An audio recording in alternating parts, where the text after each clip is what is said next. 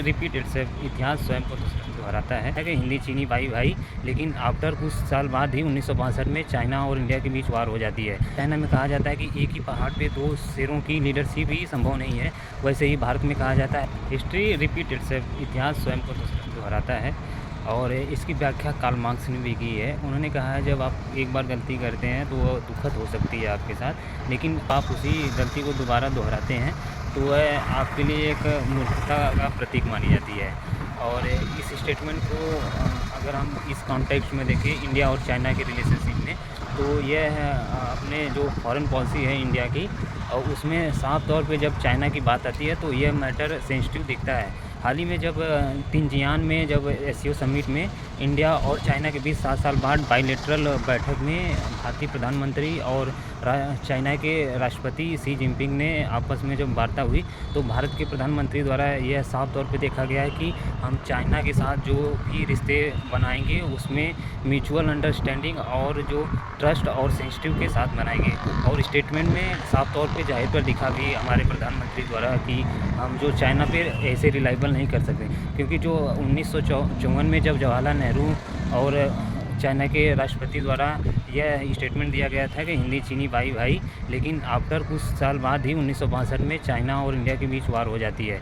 देखिए चाइना और इंडिया के बीच का जो रिलेशन रहा है आईआर का, वह बहुत उतार चढ़ाव बढ़ा रहा है। अगर वहीं हम बात करें चाइना के साथ जो रिलेशन अभी हाल ही में जो लास्ट कुछ समय से गलवान वैली क्लैश हुआ था, उससे दोनों के रिश्तों में कड़वाहट बहुत ज़्यादा बढ़ गई थी।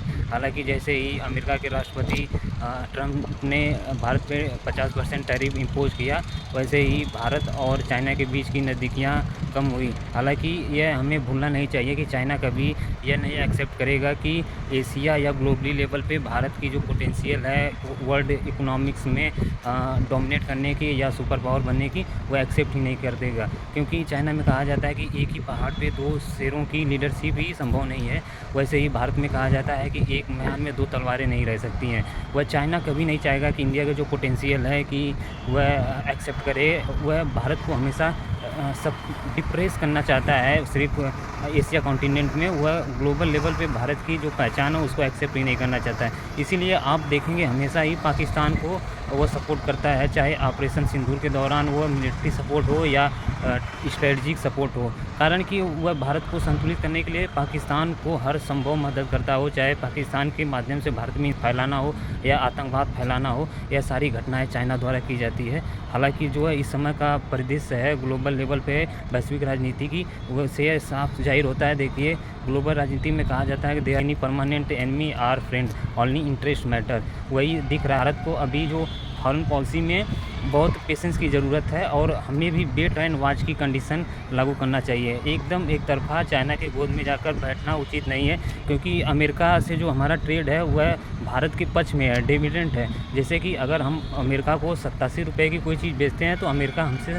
47 रुपये का ही सामान हमारे यहाँ बेचता है। वही चाइना के पक्ष में देखें तो यह ज़्यादा हमारे पक्ष में नहीं है। चाइना हमको 100 रुपये की सामान बेचता है, मात्र हम 15 रुपये की चाइना को सामान बेचते हैं, जो कि हमारे लिए एक इकोनॉमिक्स के लिए ये अच्छी नहीं है, भारतीय इकोनॉमिक्स के लिए।